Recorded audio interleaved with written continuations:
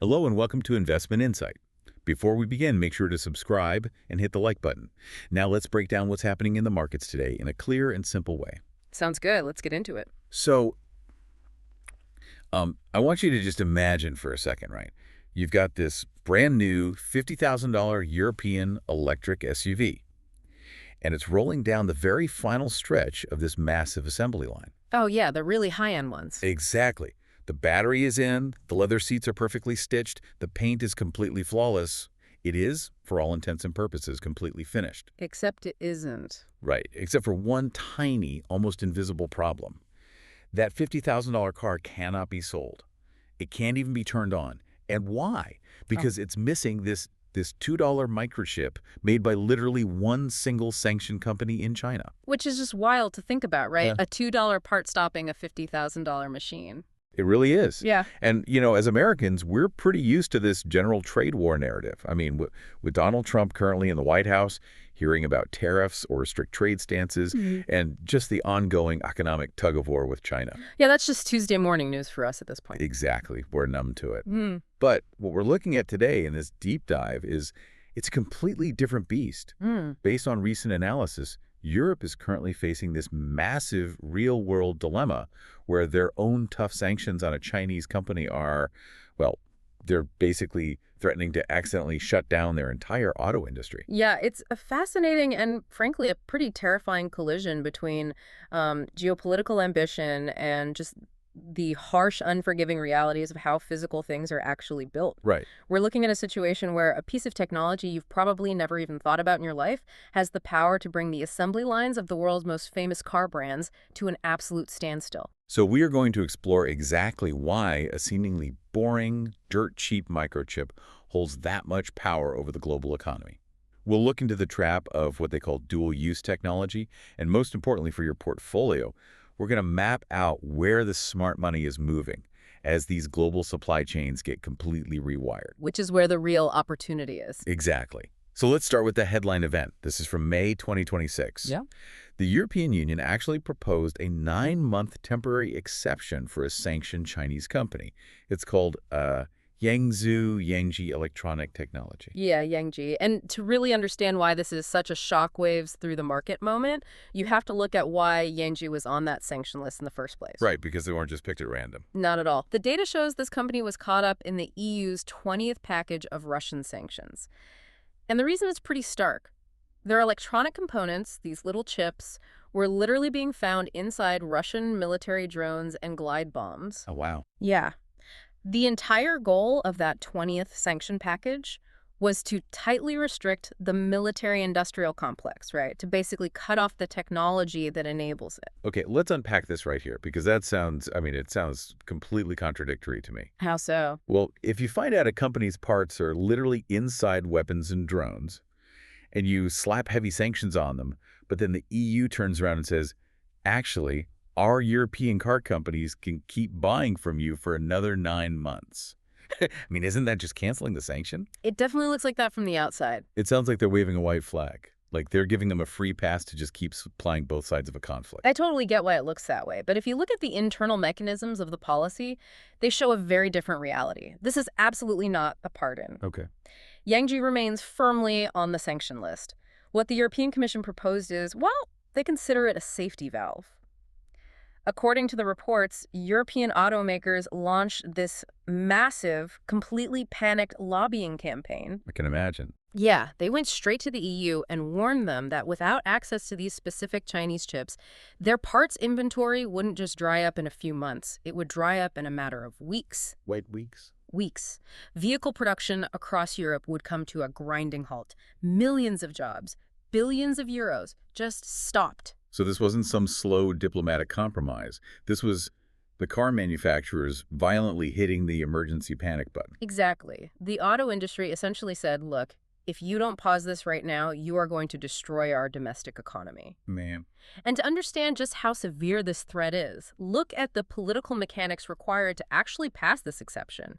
It requires a unanimous vote from all 27 EU member states. All 27? That's almost impossible. Right. Getting 27 different countries to agree on easing a sanction that is directly tied to an ongoing military conflict that is a monumental political hurdle. The fact that they are even considering it tells you everything you need to know about the leverage this single supplier has. It's wild. It's just wild to think a single Chinese company could basically hold the mighty European auto industry hostage. Which, brings me to the obvious question here. What exactly do these chips do? Yeah, that's the core of the issue. Because when I hear the word semiconductor, my mind immediately goes to, artificial intelligence. I think of NVIDIA, I think of those hyper-advanced chips that cost tens of thousands of dollars and power the latest typhoon. Sure, the glamorous stuff. Right. But based on the data we have, that isn't what Yangzhou makes at all, is it?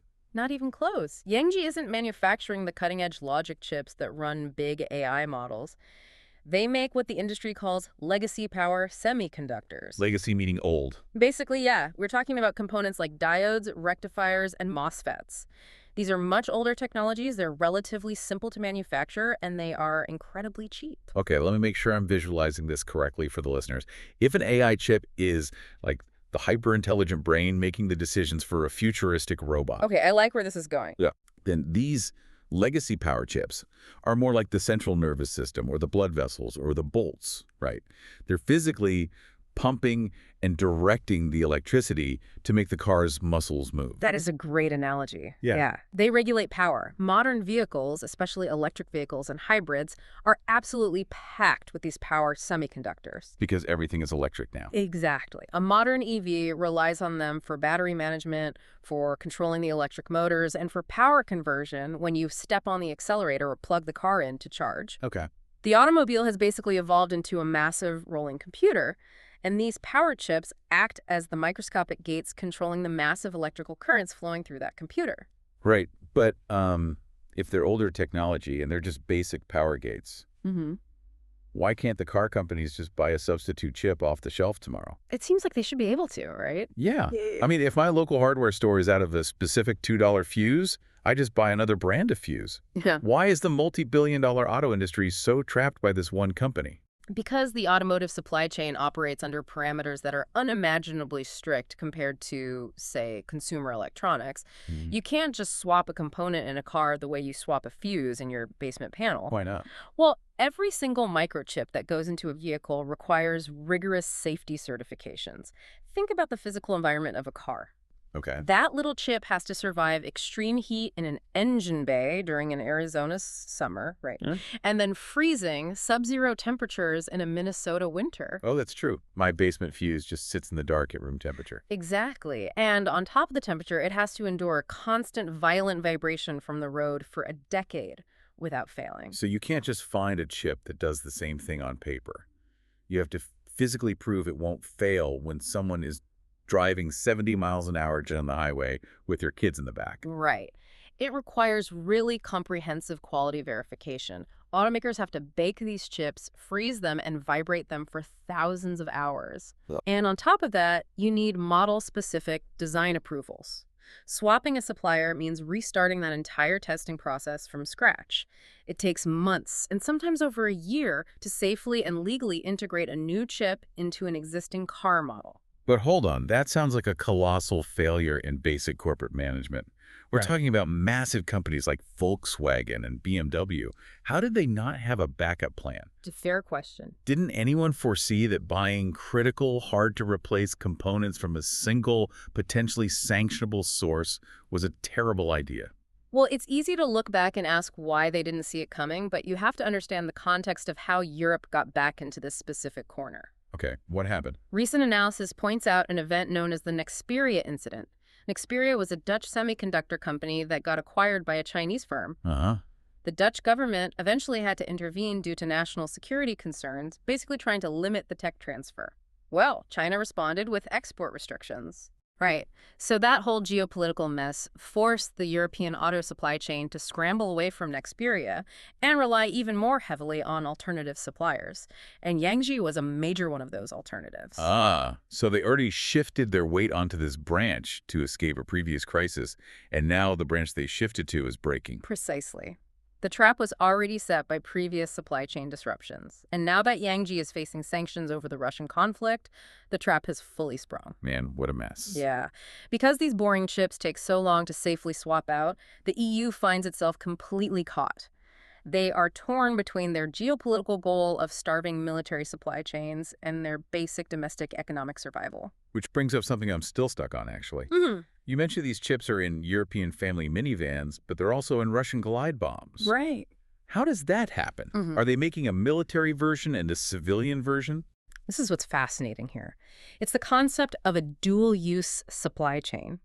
And it's really a defining characteristic of our modern global economy. There is often no difference at all between the military version and the civilian version. Really? None. None. The exact same physical power semiconductor, the same $2 diode that regulates the windshield wipers or the seat heater on a European minivan can be used in a military drone to regulate the power to its fin actuators. It's just a universal electrical component. And this is the core economic lesson we're looking at today, for the listener. It's the boomerang effect. Yes. Because sanctions are designed to hurt an adversary's military capability, right? Yep. You want to cut off their supply of parts so they can't build weapons. That's cool. But in a hyper-connected, dual-use global supply chain, the financial pain of those sanctions ricochets right back to hit the sanctioning country's own manufacturing sector.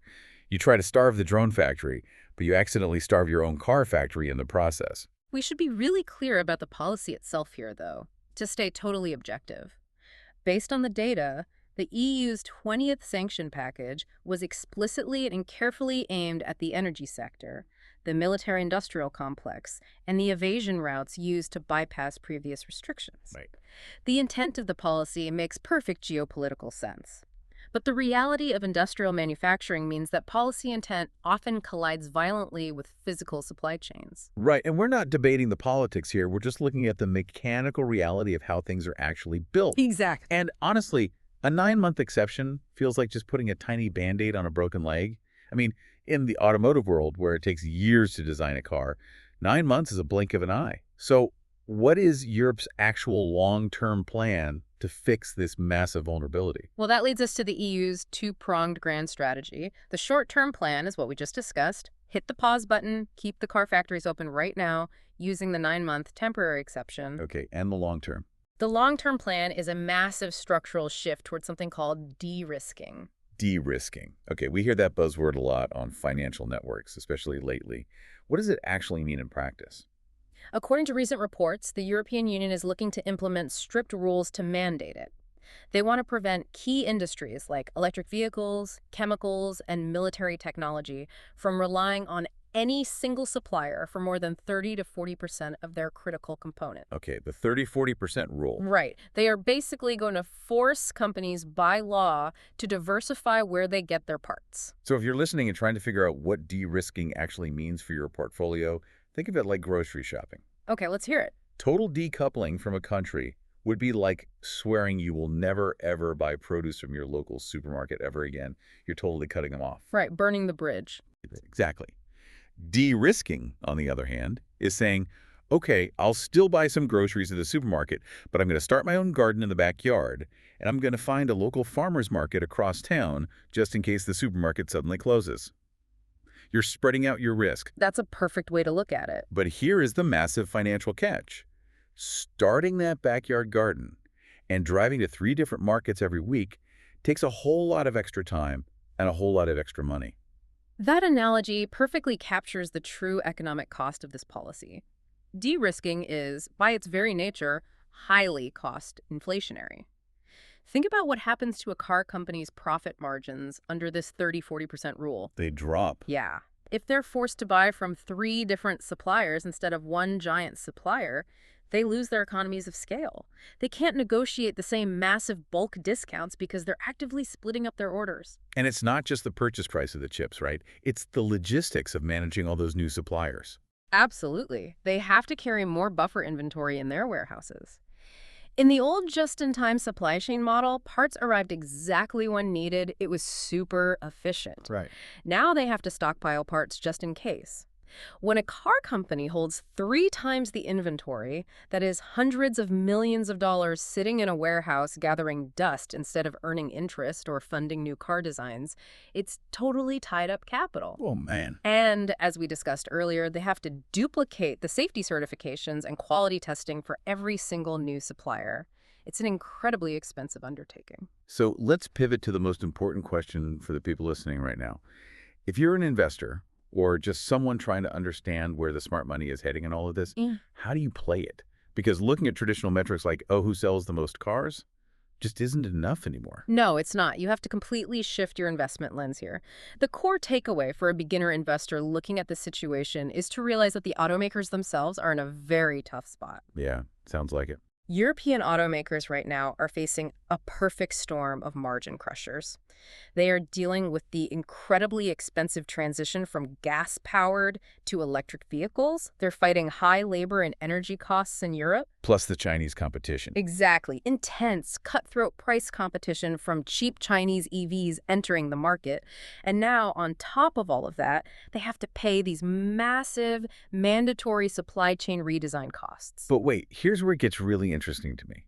If these massive car companies are going to suffer higher costs to diversify their supply chains, that money doesn't just vanish into thin air. Right. Somebody is cashing those checks.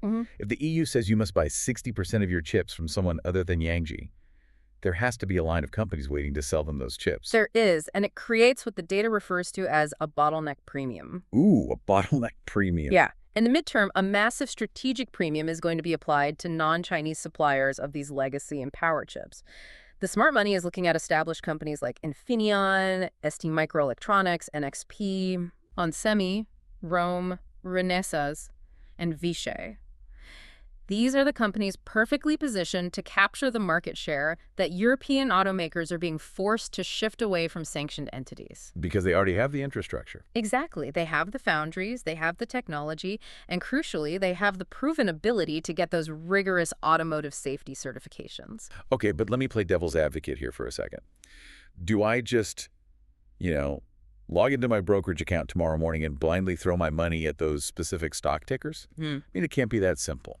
You're absolutely right to be cautious, and the answer is a resounding no. This requires critical thinking. You can't just blindly buy these stocks because the global economy is incredibly entangled. Right. Those alternative companies I just listed, they aren't magically insulated from geopolitics. They also have massive exposure, manufacturing facilities, and extensive sales inside China. Ah, so if a trade war escalates even further, they could easily get caught in the crossfire too. Exactly. Furthermore, it really is incredible when you step back and look at the big picture. To wrap this up, the Yangzhou exception we've been unpacking today isn't just a story about the European Union going soft on their sanctions. No, not at all. It's a harsh reality check for the global economy. Geopolitics is no longer just affecting the high-tech, futuristic stuff that makes the front page of the news. It's hitting the mundane, everyday parts, the $2 fuses and diodes that keep the actual physical economy running. Well said. We started this deep dive talking about a $50,000 car stalled on an assembly line. And it turns out the thing keeping it stalled isn't the giant battery or the engine, it's the tiny circuits controlling the power. And I want to leave you with a final thought to mull over, building on the data we've explored today. Let's hear it. As governments worldwide begin to force these massive corporations to map out and diversify their entire supply chains, literally tracking components down to the smallest $2 microchip, we are likely about to enter a golden age for a completely different sector. Oh, like what? Think about the supply chain tracking software companies. Think about the quality assurance testing firms who have to physically certify all these millions of new parts. The companies selling the actual components will do well, but the people selling the maps to navigate this new, highly regulated global supply chain might turn out to be the biggest hidden winners of all. The map makers of the new global economy. I think that's a perfect place to leave it. Thank you for joining us on this deep dive. Don't forget to subscribe and hit that like button.